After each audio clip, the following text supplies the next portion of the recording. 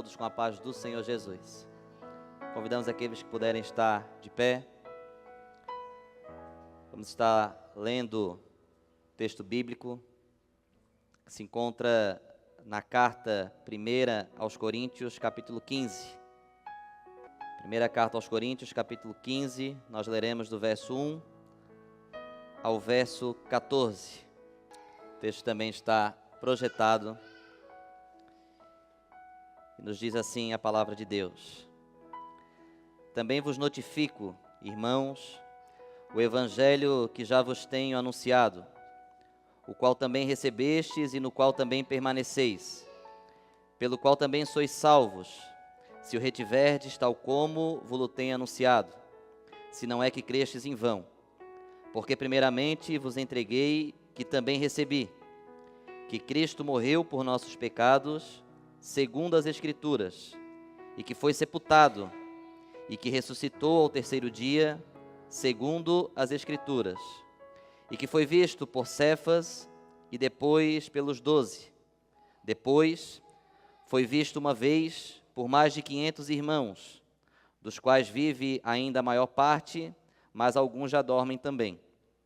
Depois foi visto por Tiago, depois por todos os apóstolos, e por derradeiro de todos, me apareceu também a mim, como a um abortivo. Porque eu sou o menor dos apóstolos, que não sou digno de ser chamado apóstolo, pois que persegui a igreja de Deus. Mas, pela graça de Deus, sou o que sou. E a sua graça para comigo não foi vã. Antes, trabalhei muito mais do que todos eles. Todavia, não eu, mas a graça de Deus que está comigo. Então, ou seja eu, ou sejam eles, assim pregamos, e assim haveis crido. Ora, se prega que Cristo ressuscitou dos mortos, como dizem alguns dentre vós que não há ressurreição de mortos? E se não há ressurreição de mortos, também Cristo não ressuscitou. E se Cristo não ressuscitou, logo é vã a nossa pregação, e também é vã a nossa fé. Somente até aí. Os irmãos podem estar sentados. Agradecer a nossa irmã Débora, nossa intérprete. Meus amados, o assunto que nós vamos conversar nessa noite, talvez seja uma das doutrinas mais atacadas pelos de fora e a mais incompreendida pelos de dentro. É natural que para nós que somos temporais, que somos terrenos, que temos uma mente limitada, incapaz de conceber aquilo que é eterno, aquilo que é sobrenatural, porque somos racionais, é extremamente natural que essas características da natureza humana, elas se contraponham àquilo que é sobrenatural e àquilo que é um atributo oferecido por Deus. A prova de que a doutrina da ressurreição, ela é uma doutrina de difícil compreensão. Em certa oportunidade, o próprio Senhor Jesus foi ensiná-la a um dos mestres da lei. Esse homem se chamava Nicodemos, a qual Jesus se vira para ele e Jesus diz: olha, Nicodemos, na verdade eu te digo que aquele que não nascer de novo, não poderá entrar no reino dos céus. Ora, o maior mestre de todos os tempos, o maior professor que a humanidade já conheceu, aquele que exercia uma pedagogia de forma prática e teórica como nenhum de nós um dia vamos poder fazê-la. Ele precisou explicar para aquele homem que era um homem culto, era um homem entendido, o que significava então ser regenerado, o que significa ser ressurreto. Porque é natural que o homem pense que a ressurreição, ela está inteiramente ligada àquele que está morto fisicamente. Porque antes que Jesus iniciasse o seu discurso sobre ressurreição, ele já havia apresentado em alguns episódios de forma prática o que era uma ressurreição. Ora, o Antigo Testamento temos episódios de ressurreição. O Novo Testamento também trazem cenas de ressurreição. Porém, o que nós precisamos entender e o que é mais difícil de nós compreendermos é a qual ressurreição Cristo está falando.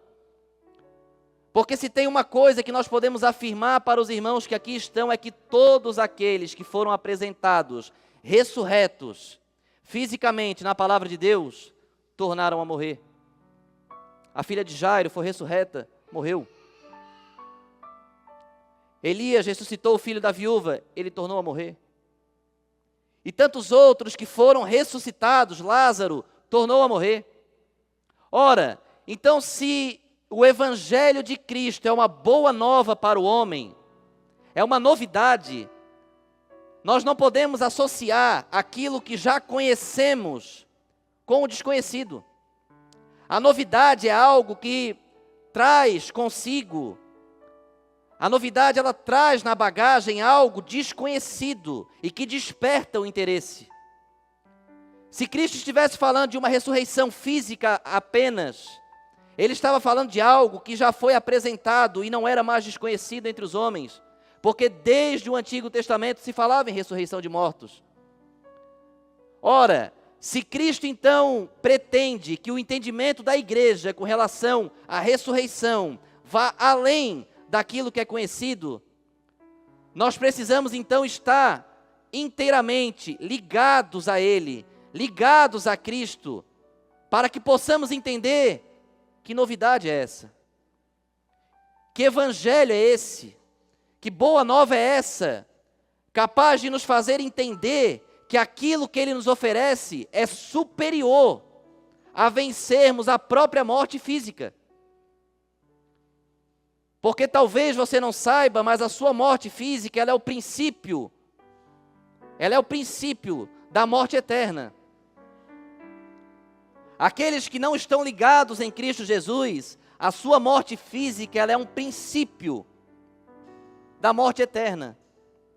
E aqueles que entenderam a ressurreição que Cristo veio oferecer, estão ligados há um aspecto que a morte física é um portal, é a porta de entrada para a vida eterna.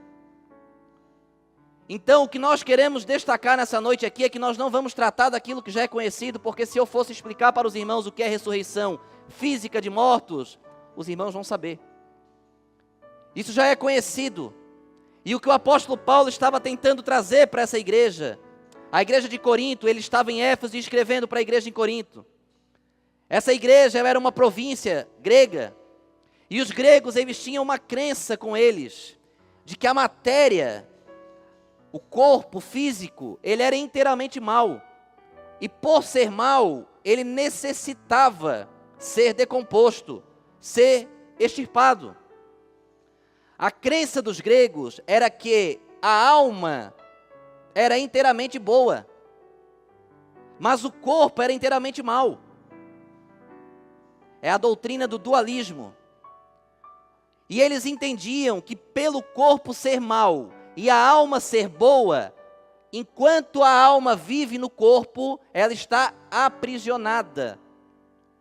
Ela está afligida. Porque na concepção grega ela é perfeita, ela é santa, ela é imaculável e ela está habitando dentro de um corpo que é mau. E muitos desses gregos estavam se convertendo, eles estavam aceitando o Evangelho de Cristo, e eles estavam vindo para a igreja, mas eles eram incapazes de entender, de aceitar que Cristo Jesus, ele foi ressuscitado. Porque aquilo que eles haviam doutrora aprendido, contrapunha aquilo que estava sendo entregue. Meus amados, a primeira lição que tiramos desse texto é que a maior dificuldade que nós temos é de nos libertarmos daquilo que já é conhecido. Se tem algo que lança a alma do homem no inferno, é ele pensar que já conhece tudo. É ele achar que já sabe tudo. Porque quando ele tem o seu ego inflado com o seu conhecimento, com aquilo que ele julga ter de experiência, ele ignora o Evangelho, porque o Evangelho é uma vivência ao desconhecido. Ora, Evangelho é boa nova. Evangelho é novidade. Para que você possa viver a novidade, você precisa ser capaz de ignorar o conhecido. Porque se você não se entregar à novidade, se você for preso àquilo que você conhece, você jamais vai viver a plenitude daquilo que é boa nova. E todos nós relutamos. Tem pessoas que convivem no meio evangélico há anos e não foram ressurretas ainda espiritualmente em Cristo Jesus. Quando dissemos aqui no início que essa doutrina ela era uma das doutrinas mais incompreensíveis do evangelho, isso não é mentira. Você vê hoje um evangelho fraco, o exercício de um evangelho fraco, crentes como de cristal que não pode tocar, pessoas que por uma frase abandonam o evangelho, negam a Cristo, seguem a viver as suas vidas e esquecem aquilo que de outra hora viveram com Cristo Jesus. Nós estamos caminhando para uma geração extremamente vulnerável e sensível, onde você não pode exortar, onde se a palavra for um pouco mais pesada, não tem mais interesse. Gostam dos louvores triunfalistas, porque na verdade não confrontam você a mudar a sua vida, mas incentivam você a viver o que você já tem vivido, sem precisar mudar de vida. Ora, esse evangelho é totalmente diferente ao evangelho que Paulo vai dizer.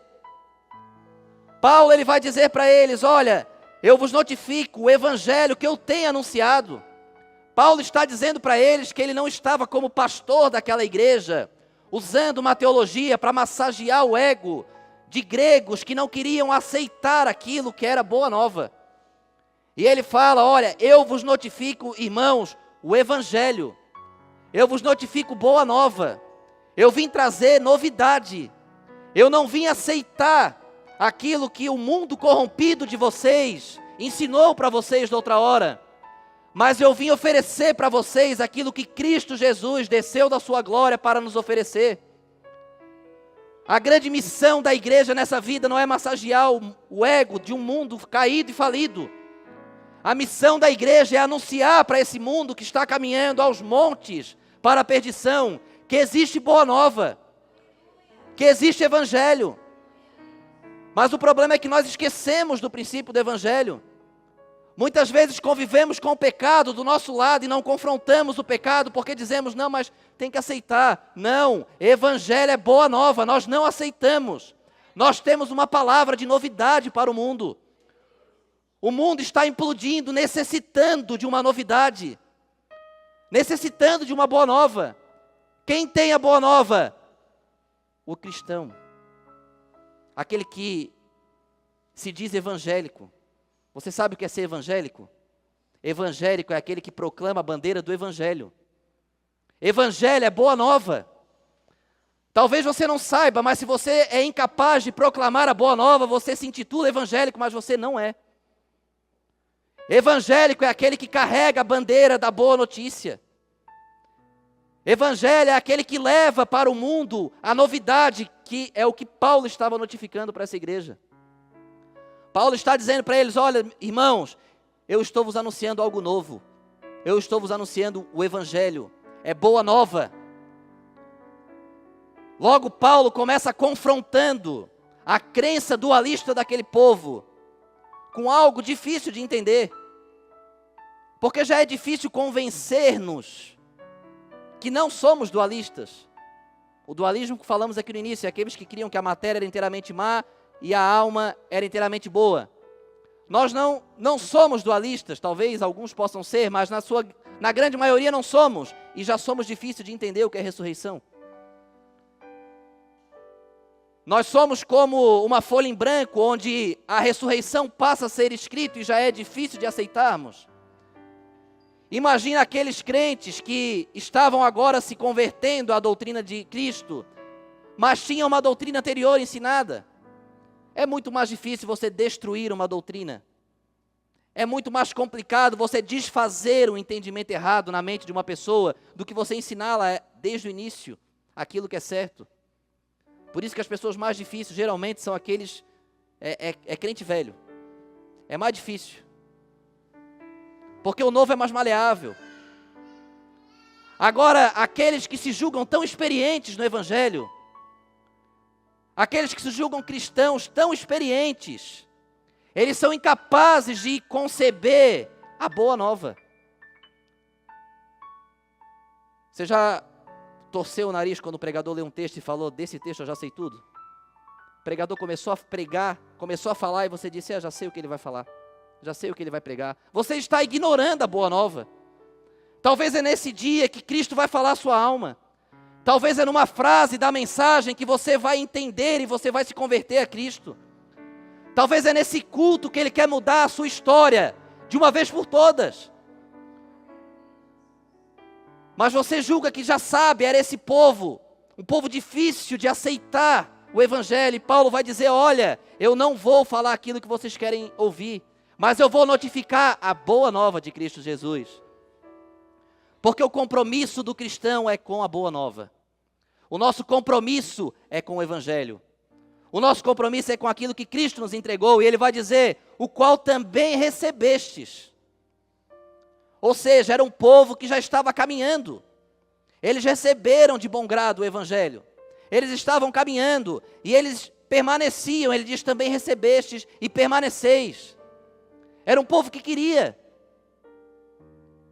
Como muitos de nós aqui, como todos de nós aqui queremos também.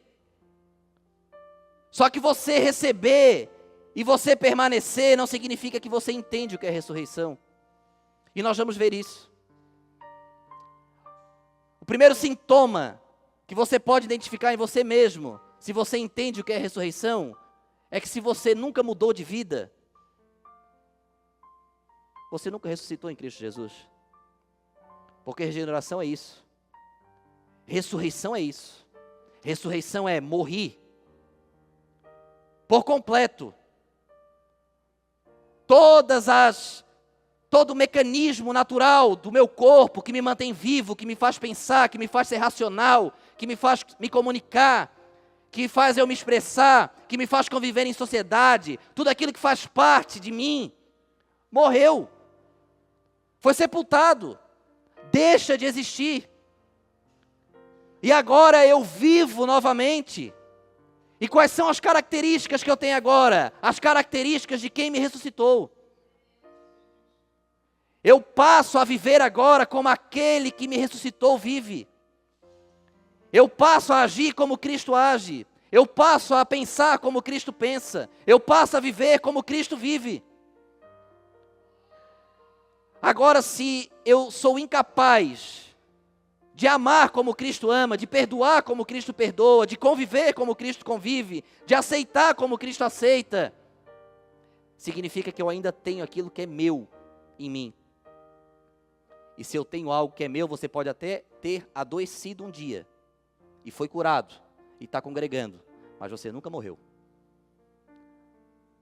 Se ainda existe pecado que você outrora praticava, pensava, subia ao seu coração, e hoje você se diz praticante da boa nova, e hoje você se diz cristão, e você continua praticando, você pode ter até adoecido, mas morrer você não morreu. Morrer significa que acabou. As minhas ideias, os meus conceitos encerraram. E agora eu passo a viver conforme aquele que um dia me chamou. E ele vai dizer, pelo qual também sois salvos. A primeira evidência da ressurreição de Cristo Jesus é que agora eu e você podemos ser salvos. Na cruz do Calvário, um homem se levantou e citou uma expressão em que os evangelhos registram. E ele diz, salvou a tantos, e a si mesmo não pôde salvar. Como quem diz assim, olha, Deus fraco, que enquanto vivo fez tanto, mas agora morreu, agora acabou. Ele salvou a tantos, ele colocou no passado, mas a si mesmo não pôde salvar. Ora, se Paulo está dizendo que é por esse evangelho, por esse Cristo, que eu e você temos a liberdade de ser salvos, significa que ele não salvou a muitos. E que ele não é aquele Deus fraco que eles apontaram na cruz do Calvário. Significa que ele é o Deus forte que venceu a morte. E porque ele ressuscitou, Ele não somente salvou a muitos, Ele salva a muitos, porque Ele está vivo. Se Cristo não tivesse vencido a morte, não haveria salvação para mim e para você. Ele seria um homem extraordinário que fez coisas grandiosas, mas ele seria exatamente o homem que esse rapaz ali, aos pés da cruz, descreveu. Salvou a tantos, mas a si mesmo não pôde salvar. Encerrou a história. Só que o que ele não sabia é que a cruz ela não encerra a história da igreja, ela inicia a história da igreja. Porque ao terceiro dia foram ao sepulcro, foram ao túmulo, e ele não estava lá. Segunda evidência da ressurreição de Cristo, o túmulo. Você pode visitar o túmulo de grandes homens em todo o mundo. Você também pode visitar o túmulo de Cristo. Mas sabe qual é a diferença desses túmulos? É que o túmulo do rei Davi está lacrado. O túmulo de Abraão está lacrado. O túmulo de Buda está lacrado. O túmulo de Maomé está lacrado. Mas o túmulo de Cristo está aberto. Ele não está lacrado. A doutrina da ressurreição, ela tem tanta base, que Pedro, quando traz a primeira mensagem em Atos 2, ele falou, Cristo Jesus que vós matastes, ele ressuscitou. Ora, se era mentira, eles estavam próximos do Gólgota, eles estavam próximos do local onde Jesus havia sido sepultado. Se aquela multidão, 3.000 pessoas, julgassem ser mentira o que Pedro estava falando, era muito fácil de resolver a mentira. Pega Pedro, pega as 3.000 pessoas e diz assim, vamos lá no túmulo ver então. Vamos lá. Eles poderiam comprovar que a mensagem de Pedro era mentira se tivesse um corpo lá dentro. Mas sabe por que eles não fizeram isso? Porque eles sabiam que ele não estava mais lá. Nunca puderam comprovar. Aí eles tentam confrontar, eles dizem, não, mas as mulheres foram no túmulo errado. Ora, meus irmãos, a gente sabe que uma história, uma fofoca, ela até se proclama de alguma forma, mas chega uma hora que ela cai por terra. 2.000 anos de história, o mundo inteiro acreditando que aquelas irmãs foram no túmulo errado e saíram anunciando que Cristo ressuscitou. Ninguém foi lá no túmulo certo para conferir isso. Logo esse povo cético, logo esse povo de difícil compreensão, eles acreditaram, simplesmente acreditaram então. Porque elas foram no túmulo errado e disseram que ele ressuscitou, então é verdade. Ora, que proposição é essa? Infundada. Outros dizem não, os discípulos roubaram o corpo. Mas como? Se tinha mais de 10 soldados romanos à porta do túmulo. A pedra que foi posta pesava 2 toneladas. O túmulo estava lacrado. Ora, a sentença para quem rompesse o lacre do Império Romano era a cruz. Os discípulos iriam se arriscar a serem pregados numa cruz para roubar o corpo de um homem morto? Ora, que história mais infundada! E se assim foi feito, por que não prenderam os discípulos? Porque Pedro, porque João, eles estavam pregando dias depois à porta do templo. Eles estavam dentro do templo pregando muitas vezes. Por que não prenderam? Se eles furtaram o corpo, se eles tinham tanta certeza que eles tinham roubado, por que não prenderam os apóstolos então? Por que deixaram eles soltos? Nunca conseguiram provar. Mas reparem, é sempre o homem tentando trazer o conhecido para não aceitar a novidade, para não aceitar o evangelho. Há quanto tempo, meu irmão? Talvez eu esteja falando com alguém aqui que tem anos caminhando. Há quanto tempo você vai relutar em aceitar a novidade? Há quanto tempo você vai relutar em aceitar o evangelho? É novidade. Porque as suas crenças são infundadas. Nós temos muitas desculpas. Mas Cristo quer ação. Cristo não quer desculpa, Ele quer a sua ação. Ele olha para você e Ele diz, levanta-te. Ele olhou para um coxo que foi posto diante dele com a ajuda de 4 amigos. E ele olha para aquele homem incapaz de levantar. E ele diz, levanta-te. Aquele homem podia dar desculpas. Aquele homem podia dizer, mas Senhor, eu sou paralítico. Senhor, eu não sei andar porque eu nasci paralítico. Senhor, mas o Senhor sabe que eu não tenho força para caminhar. Ele poderia botar a culpa na doença. Ele poderia botar a culpa nos argumentos que fossem. Só que quando ele ouviu a voz, ele aceitou a novidade. Aquilo que ele conhecia, que era a doença dele, ele abandonou o conhecido para viver aquilo que é novo. E ele levantou, ele tomou o leite e ele saiu andando.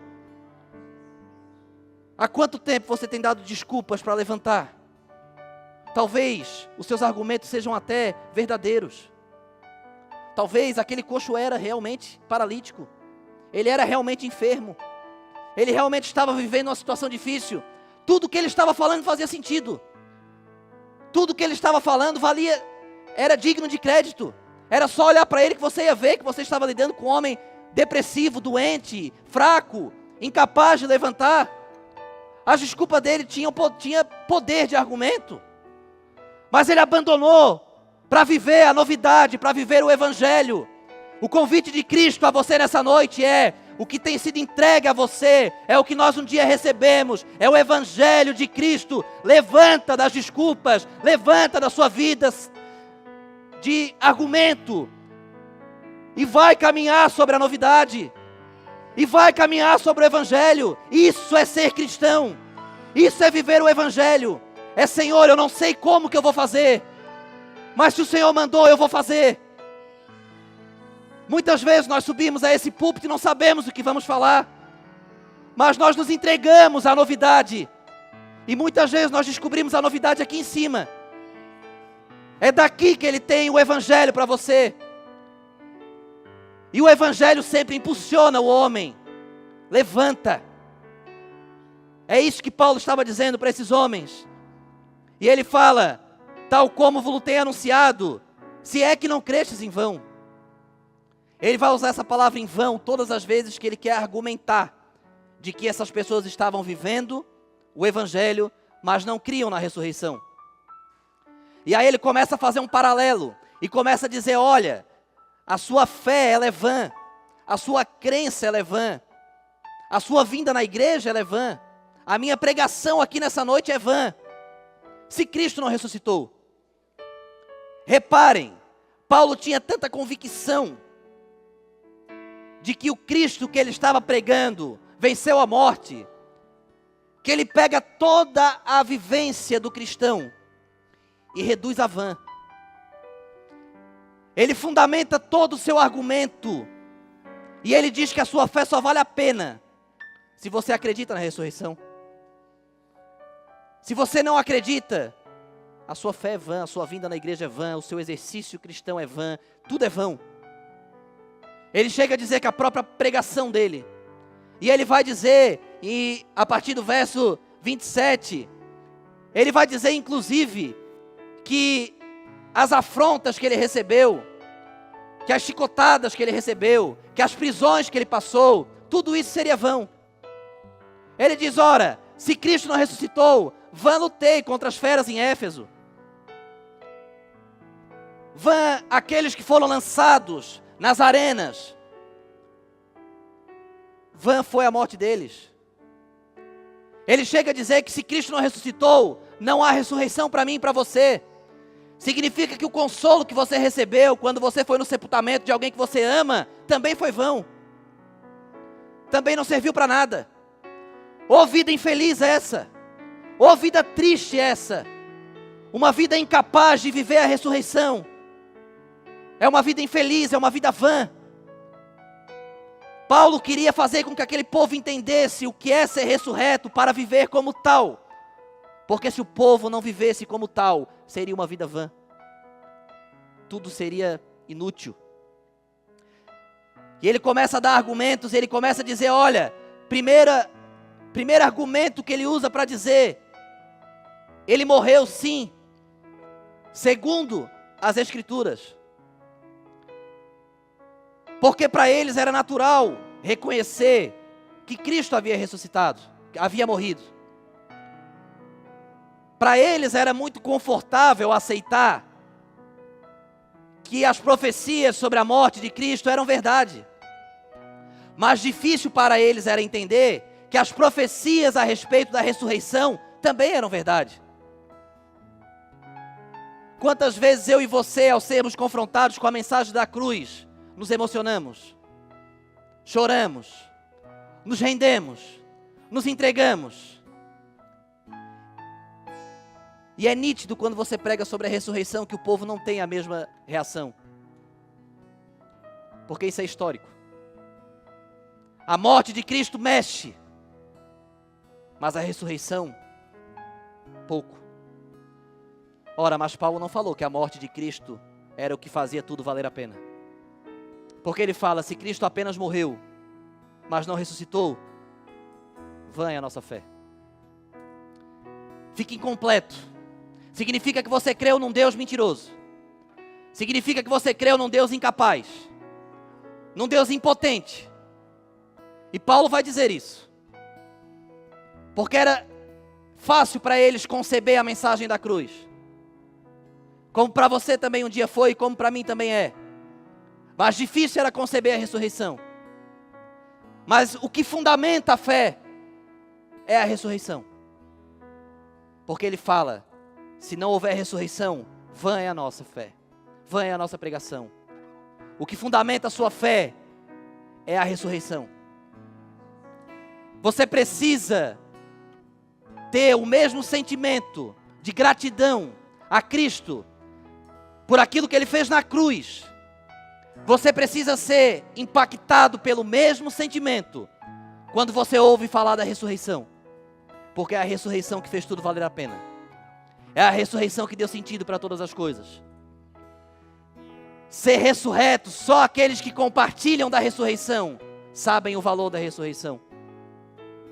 Só aqueles que um dia foram mortos, só aqueles que um dia foram realmente humilhados, só aqueles que foram um dia realmente esbofeteados por esse mundo, só aqueles que realmente um dia foram presos por essa vida. E Paulo vai dizer, se cremos em Cristo Jesus apenas para essa vida, nós somos os mais miseráveis dentre os homens. E aqui ele não está usando o termo miserável de forma pejorativa para ofender alguém, mas ele está dizendo que eram miseráveis porque viviam em miséria. Está dizendo que você pode possuir todos os bens que há no mundo, mas se você espera em Cristo somente para essa vida, se você não crê na ressurreição, se a ressurreição não tem valor para você, você vive como em miséria, porque nada vale a pena, é tudo vã. A fé é vã, a conquista é vã, a alegria é vã, é tudo vã. Porque a ressurreição é o que faz valer a pena. Ser ressurreto, meus amados, é muito mais do que conceber a ideia e dizer não, realmente. Porque Paulo vai usar argumentos aqui, ele diz, olha, ele foi visto primeiro por Pedro, depois pelos 12, depois por 500 pessoas, depois por Tiago, depois por mim. Olha a quantidade de testemunhas sobre o fato o qual Paulo está dizendo. Alguns historiadores chegam a dizer que esse fato em um tribunal seria tido como verdade. Porque você tem mais de 500 testemunhas oculares afirmando o mesmo fato. Isso é prova jurídica. Existe um professor fundador da Escola de Direito em Harvard que ele pegou a história da ressurreição e ele tentou confrontá-la no aspecto jurídico. E a missão dele era afirmar que as provas bíblicas sobre a ressurreição não eram capazes, em um tribunal, de inocentar ou acusar alguém. Que as provas bíblicas sobre a ressurreição, elas eram incapazes de prover uma sentença. E ele chama ali os estudiosos e eles começam a analisar os aspectos bíblicos com relação a isso. E a conclusão final foi essa. Foi que somente esse anúncio de Paulo seria suficiente em qualquer tribunal para proferir a sentença. São mais de 500 testemunhas oculares afirmando o mesmo fato. Hoje você tem sentenças sendo proferidas por uma ou duas testemunhas. Aqui ele citou mais de 500. Então Paulo estava sim afirmando para eles e dizendo, ora, Cristo sim ressuscitou, as provas estão aí. Então Paulo primeiro convence eles do que é ressurreição, e depois Paulo vai dizer o que é viver como ressurreto. E ele vai dizer, olha, eu sou o menor dos apóstolos. Eu sou o mais indigno dentre eles. Paulo, num nível hierárquico, se coloca como o menor dos apóstolos. Um homem humilde, um homem simples, que vai dizer que de todos foi o que mais trabalhou. Ele diz, apesar de ter trabalhado mais do que todos, eu ainda sou o menor de todos. E ele diz o motivo do porquê ele se achava tão indigno. Ele lembrava de onde o Senhor tirou ele. Ele dizia, eu perseguia a igreja. Esse era o meu pecado. Esse era o meu crime.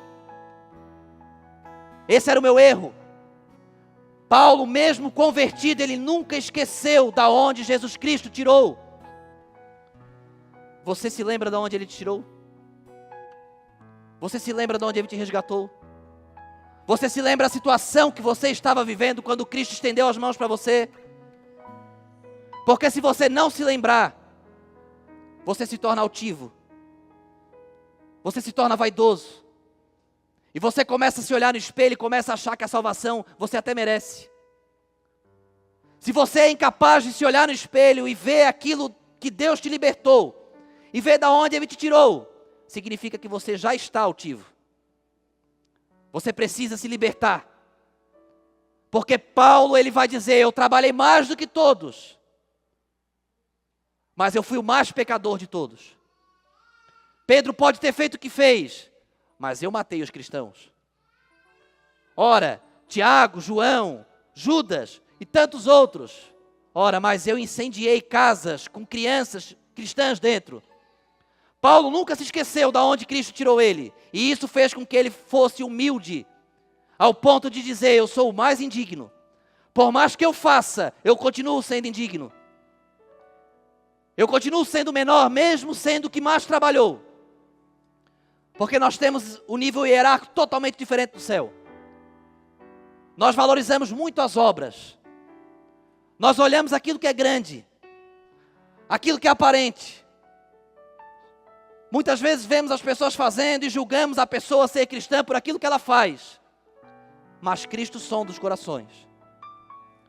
E por mais que você faça, e se você faz alguma coisa para Cristo, se você colabora com o Evangelho de alguma coisa, de alguma forma, saiba que se você não sabe de onde Deus te tirou, você está se tornando altivo. Você precisa todos os dias chegar na igreja, entrar pela porta e dizer, Senhor, se não fosse a tua mão, onde eu estaria? Você precisa entrar por aquela porta e dizer, meu Deus, como eu sou indigno de estar aqui. Como eu sou indigno de poder pregar. Como eu sou indigno de poder tocar, de poder cantar, de poder limpar o chão da igreja. Agora, se você se acha digno disso, você já está altivo. Você precisa se libertar. E é isso que Cristo disse.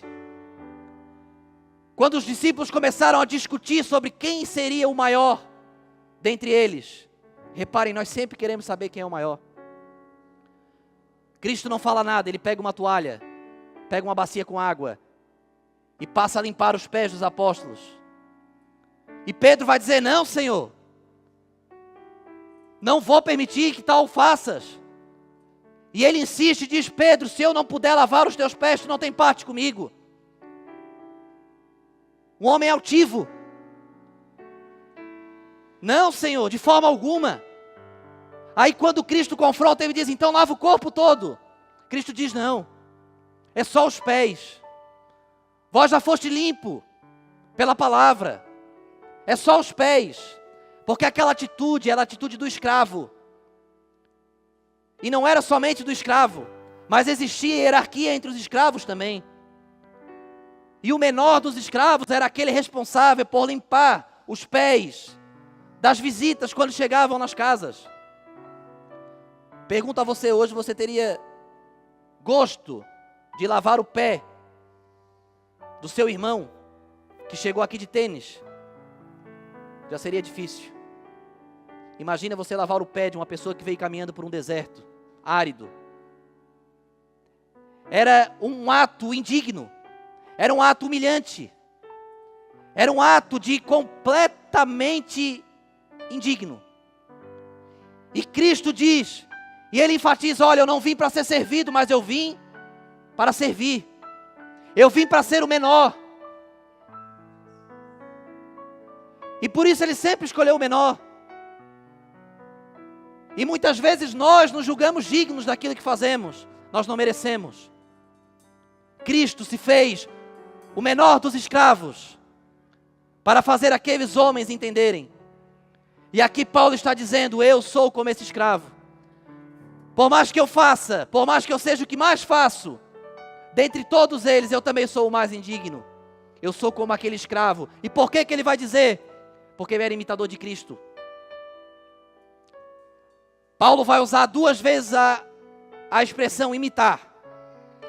Em uma ele orienta a igreja a dizer assim, sedes imitadores de Cristo. E numa outra ele vai dizer assim, olha, sede meus imitadores, como eu sou de Cristo. Paulo ele chegou num nível espiritual, em que ele diz, não mais vivo eu, mas Cristo vive em. Então, olha a lógica, se eu não vivo mais, morri. Os irmãos concordam comigo que quem não vive está morto? Então Paulo diz, eu morri. Mas Cristo vive em mim. Ressuscitei diferente. E porque agora Cristo vive em mim, vós podeis ser meus imitadores. Ora, mas nós estamos imitando quem agora? Nós imitamos Paulo ou nós estamos imitando Cristo? Pela lógica que nós aplicamos aqui, estamos imitando Cristo, concordam comigo? Paulo morreu, ele falou, não vivo mais eu morri, mas Cristo vive em mim. Então agora ele diz assim, podeis me imitar, como eu também imito a Cristo. E ele prova a imitação dele a Cristo, quando ele faz a mesma coisa que Cristo fez. Eu sou o mais indigno, eu sofri açoites, eu sofri prisões. Ele não se acovardou, ele sofreu martírio, mas não negou a fé. Ele foi até o fim. Ressurreição é você, não mais vivo eu. Você precisa morrer, meu irmão. Você precisa morrer, minha irmã. Se ainda tem alguma partícula de você aí, é porque você não vive Cristo ainda. Você vive você em partes. Você precisa ser capaz de dizer, não mais vivo eu. Eu morri. Mas e agora? Morreu, acabou. A morte é o fim. O que eu faço agora? Ora, mas Cristo me ergueu. Cristo me ressuscitou. Cristo vive em mim. E agora, porque Cristo vive em mim, agora você é capaz de orientar o seu irmão. Agora você pode dizer para o seu irmão, olha para mim. Olha, me imita. Porque quando você diz isso para o seu irmão e você nasceu de novo em Cristo, o seu irmão vai olhar para você e não vai ver você, mas vai ver Cristo. Pergunta a você, o seu filho, a sua filha tem olhado para você e visto Cristo? Os seus colegas de trabalho têm olhado para você e visto Cristo? A sua esposa, o seu marido tem olhado para você e visto Cristo? A sua roda de amigos nas suas confraternizações tem olhado para você e visto Cristo? Responda para você mesmo. E se você disser, não, Luciano, não estão vendo, significa que você ainda não morreu. E se tem uma prerrogativa para a ressurreição, é que você primeiro precisa morrer. Sem morte, não há ressurreição. Uma pessoa em estado vegetativo, ela pode estar considerada morta, mas enquanto tiver um coração batendo, existe vida. E se for revertido o quadro dessa pessoa, ela não foi ressurreta, ela foi curada. E o nosso assunto aqui não é cura. O nosso assunto aqui é ressurreição. É quando o coração para de bater. É quando a mente para de pensar. É quando os membros são incapazes de se locomover. É quando somos incapazes de sentir. Isso é morte. Morte é você ser indiferente para o mundo. E começa a bater um novo coração. E os membros agora começam a se locomover por outro alvo. E os seus pensamentos agora não são mais os pensamentos que você tinha quando você morreu, mas os seus pensamentos começam a ser como aquele que te ressuscitou pensa. Porque você começa a viver como ele. Isso é ressurreição.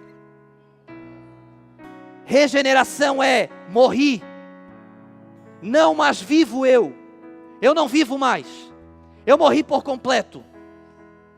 Eu paralisei por completo. O que eu julgava ser não é mais. O que importava não importa mais. O que eu gostava eu não gosto mais. O que eu fazia eu não faço mais. O que eu falava eu não falo mais. O que eu vivia eu não vivo mais. Eu morri. Eu sou incapaz agora de viver para o pecado. Porque agora eu ressuscitei. Mas agora eu ressuscitei, mas o coração que há em mim não é o meu. Cristo não faz do seu coração bater novamente. Ele coloca o coração dele em você, para que você possa ser como ele. Isso é ser ressurreto. Ressurreição é você poder olhar para Cristo e dizer: eu me pareço contigo. Ressurreição é você ser capaz de olhar para o lado e dizer para o seu irmão: olha, está difícil, meu irmão, olha para mim. Como Paulo muitas vezes fez. Como Paulo muitas vezes falou, incentivou o povo, mandando o povo olhar para ele. Está difícil aí onde você está, olha para mim. E você pode dizer: mas você é fraco também, eu sou. Mas você é homem também, sou. Mas você é falho também, sou. Mas não, mas vivo eu, Cristo vive em mim. Você pode olhar para mim que você não vai ver esse fraco, esse homem, pecador, falho, miserável. Se você olhar para mim, você vai ver Cristo. A igreja precisa mostrar Cristo ao mundo. A igreja precisa parar de querer mostrar nas redes sociais a sua placa e mostrar a sua imagem. A igreja precisa parar de mostrar para o mundo a sua teologia e mostrar o seu caráter. A igreja precisa ter caráter de Cristo. A igreja precisa viver como Cristo. Precisa amar como Cristo. Perdoar como Cristo. Ressuscitar como Cristo. Porque só sobe aquele que for como Cristo. Só sobe aquele que morreu para o mundo. O que você proclama vai ficar. O que você defende muitas vezes vai ficar. Agora a sua imagem vai subir. O Espírito Santo só vai ser capaz de identificar você se você se parecer com Ele. O céu só comporta a imagem de Cristo Jesus. O céu não comporta a minha e a sua aparência. O céu não comporta o meu e o seu pensamento. O céu não comporta a minha e a sua vontade. O céu comporta o comportamento de Cristo. O céu comporta a vontade de Cristo. O céu comporta a imagem de Cristo. E a pergunta que eu tenho para você nessa noite é: você quer entrar nesse céu? Você quer viver eternamente com Cristo? Você precisa ser igual a Ele. Você está disposto? Verso 20 diz assim: mas agora Cristo ressuscitou dos mortos e foi feito a primícia dos que dormem. Pelo passar do horário, nós vamos continuar no próximo domingo esse assunto. Vamos entender o que Paulo está querendo dizer com isso. Sabendo que o nosso objetivo hoje era primeiro entender, comprovar a ressurreição, entender o que é ressurreição, confrontar a igreja sobre se somos ou não somos ressurretos, se vivemos ou não vivemos para Cristo. Nosso objetivo hoje foi esse. Nós vamos estar de pé. Próximo final de semana, nós seguiremos então com a exposição desse texto a partir do verso 20 até o final desse capítulo, para entendermos como se dará a ressurreição, como será o corpo transformado. Iremos nos conhecer no céu, não iremos? Nós vamos trabalhar no próximo final de semana esses aspectos.